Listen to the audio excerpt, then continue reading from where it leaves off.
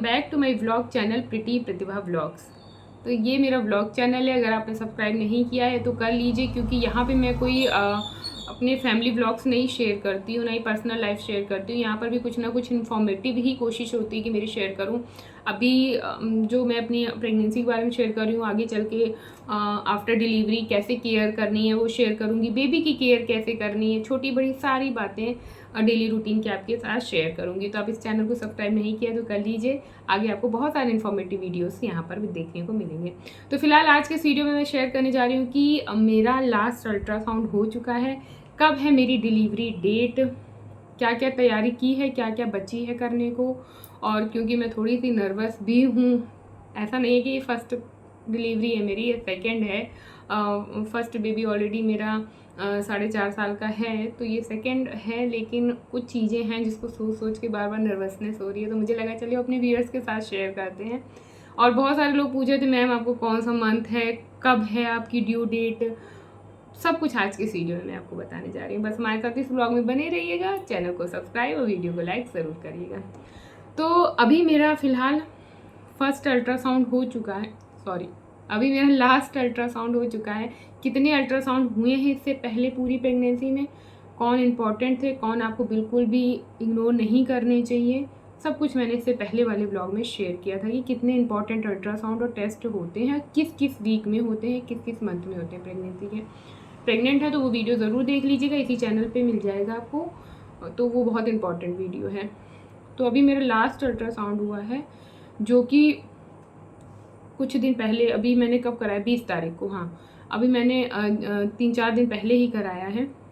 पिछली विज़िट जो मेरी डॉक्टर के यहाँ हुई थी वो मेरी 14 सितंबर को मेरी डॉक्टर के यहाँ विज़िट हुई थी, तो उन्होंने 1 हफ्ते बाद अल्ट्रासाउंड करा के आने को बोला था। मैंने अल्ट्रासाउंड कराया क्योंकि मुझे भी थोड़ी सी एक्साइटमेंट थी, क्योंकि उससे पहला अल्ट्रासाउंड मेरा 1.5 से 2 महीने पहले हुआ था।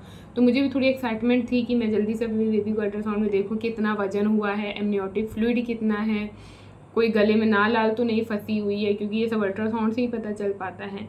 और FHR कितना है, ये सब चीज़ें मुझे भी मेरा मन था देखने का। तो 1.5-2 महीने हो चुके थे मेरे पिछले अल्ट्रासाउंड को। तो फिर अभी मैंने 20 तारीख को अल्ट्रासाउंड करा, उसके बाद मैं अभी 23 तारीख को गई थी डॉक्टर के यहाँ। तो डॉक्टर के यहाँ गई तो रिपोर्ट तो खैर सब नॉर्मल ही थी, वो तो मैंने देख ही लिया। FHR वगैरह ठीक था, बेबी का वेट भी सही है, जो अभी 9 मंथ में जितना होना चाहिए वो खैर ठीक है। बस मैं बता दूं आप लोगों को कि 2 से 2.5 किलो के बीच में बेबी का वेट नहीं होना चाहिए, क्योंकि ये बहुत कम वेट होता है, मतलब बच्चा जो है अंडर वेट है। क्योंकि फिर डिलीवरी के बाद आपको बहुत ज़्यादा फिर उसके पीछे मेहनत करनी पड़ेगी, मतलब बच्चे को उठाने के लिए भी हाथ में सोचना पड़ेगा, इतना हल्का फुल्का सा होता है। 2.5 किलो से ऊपर, 2.5 से 3 के बीच का बेबी है तो ठीक है, मतलब ठीक ठाक वेट है, ना ख़राब है ना अच्छा है। लेकिन 3 किलो से 3.5 किलो के बीच में अगर बच्चे का वजन है तो वो बेस्ट है, सबसे अच्छा। लोगों के तो 4 किलो के 5 किलो के भी बेबी होते हैं बर्थ के टाइम, लेकिन अगर 3 से 3.5 किलो तक का भी बच्चे का वजन है डिलीवरी के टाइम तो बिल्कुल ठीक है, हेल्दी है बेबी। उसके बाद तो फिर आप जब ब्रेस्ट फीड कराएंगे उसको आगे चल के, तो वो अच्छा खासा उसका वजन हो जाएगा। तो खैर वेटेड तो सब ठीक है, एमनियोटिक फ्लूइड वगैरह सब कुछ ठीक है, कोई प्रॉब्लम नहीं है। तो रिपोर्ट वगैरह फिर मैं अभी मैं 23 तारीख को डॉक्टर के गई, तो उन्होंने फिर मुझे next month first week of October को जो है मुझे डिलीवरी के लिए बुलाया है। तो जो मेरी डिलीवरी होगी वो फर्स्ट वीक ऑफ अक्टूबर में है। डेट मैं डिसाइड करूँगी, क्योंकि इस बार मेरा सिजेरियन ही होगा, नॉर्मल नहीं होगा। मैंने बात की थी कि इस बार, क्योंकि जब 4-5 साल का गैप होता है तो ऐसा होता है कि मतलब नॉर्मल हो सकता है, लेकिन मेरा बॉडी टाइप ऐसा है कि आपको मैं बताऊं कि मैं हमेशा से, आज से नहीं, मैं अपने स्कूल कॉलेज लाइफ से ही बहुत ज़्यादा योगा में और एक्सरसाइज वगैरह में, वॉक करना, योगा करना, फिटनेस को लेकर के बहुत ज़्यादा कॉन्शियस रहना, मैं हमेशा इस टाइप की रही हूँ। शादी हो गई, कई बार लड़कियां शादी बाद केयरलेस हो जाती, ठीक है अब तो शादी हो गई, क्या, मैं शादी के बाद भी बहुत ज़्यादा अपनी फ़िटनेस को लेकर के कॉन्शियस रहती थी। कभी भी कोई भी फालतू की चीज़ खाना इधर उधर की, मैं कभी कभार हो गया ठीक है, मतलब मैं उन पर डिपेंड नहीं रहती थी। योगा, वॉक, एक्सरसाइज, ये सब मेरे पार्ट ऑफ लाइफ थे। अभी भी मेरी इस प्रेगनेंसी से पहले तक भी और मैंने प्रेगनेंसी में भी वॉक करना, एक्सरसाइज करना, योगा करना, सब कुछ कंटिन्यू रखा।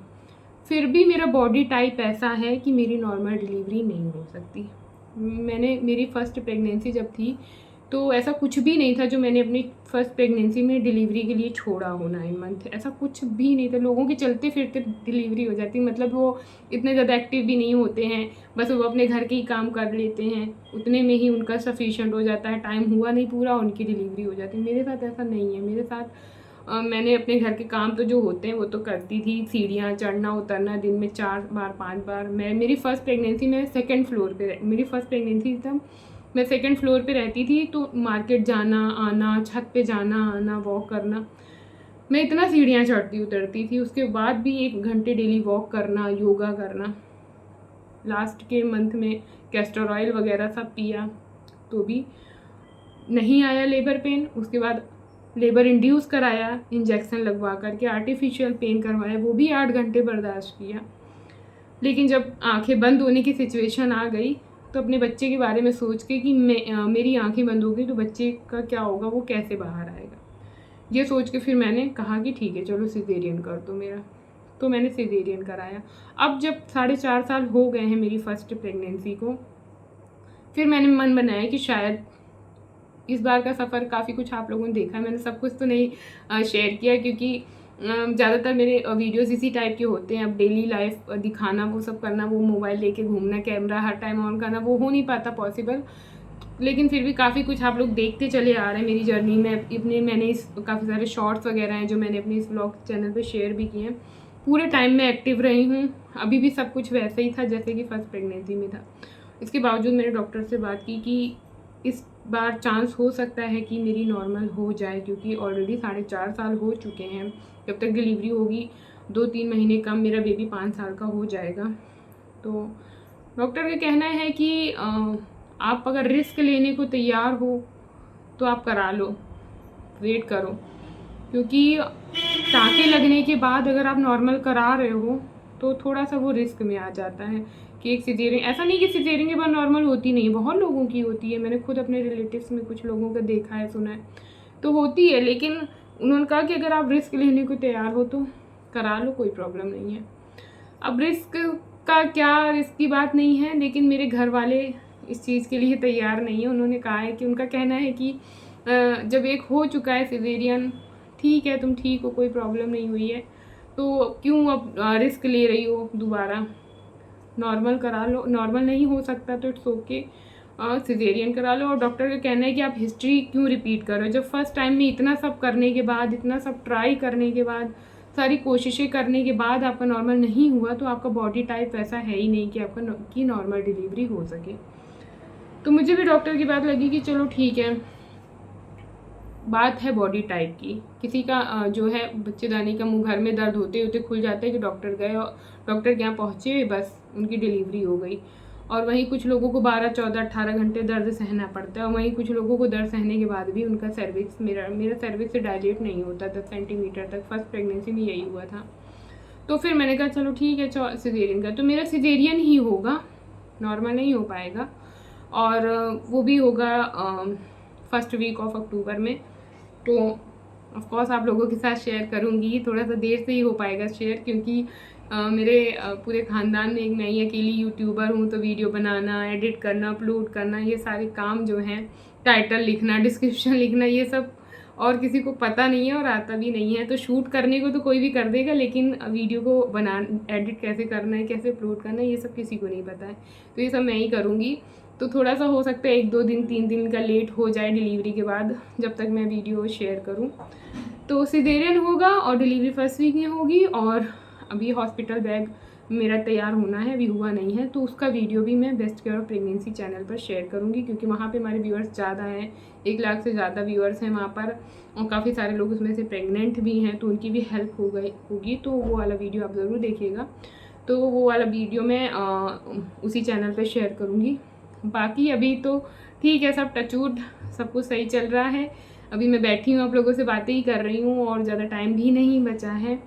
तो बस ये है कि लग रहा है कि जो जो चीज़ें मेरी फेवरेट हैं इस टाइम पे, मैं सब कुछ खा लूँ क्योंकि डिलीवरी बाद 1 सवा महीने तक क्या होता है कि आप चावल नहीं खा सकते हो, ऑयली नहीं खा सकते हो, मसाले वाली चीज़ें ज़्यादा नहीं खा सकते हो, बादी सब्जी वगैरह नहीं खा सकते हो, खट्टी चीज़ें नहीं खा सकते हो क्योंकि बच्चों को वॉमिट वगैरह होने लगती है, दूध निकालने लगता है। तो मेरे से टाइम नज़दीक आ रहा है डिलीवरी का, थोड़ी सी चीज़ों को लेकर नर्वसनेस है क्योंकि सिजेरियन डिलीवरी हो चाहे नॉर्मल हो, कोई भी आसान नहीं होती है। एक बच्चे को दुनिया में लाने के लिए माँ को बहुत ज़्यादा स्ट्रगल करना पड़ता है, बहुत ज़्यादा दर्द सहना पड़ता है। मैंने नॉर्मल का भी दर्द सहा है, मुझे पता है बिल्कुल मौत के मुंह जाने जैसी कंडीशन होती है। और मैंने सिजेरियन का भी दर्द सहा है कि अपने पैरों पे अगले दिन खड़ा होना, मतलब आपकी आज सिजेरियन डिलीवरी हुई, कल सुबह डॉक्टर खड़े करके चलने को कहते हैं कि थोड़ा थोड़ा जितना आप वॉक कर सको करो।